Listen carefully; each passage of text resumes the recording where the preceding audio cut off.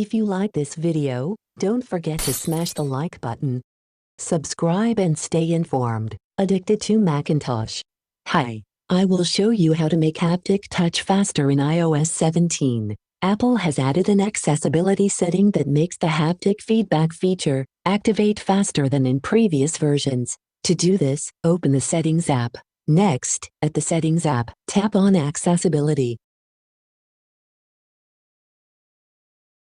Now, under Physical and Motor, tap Touch.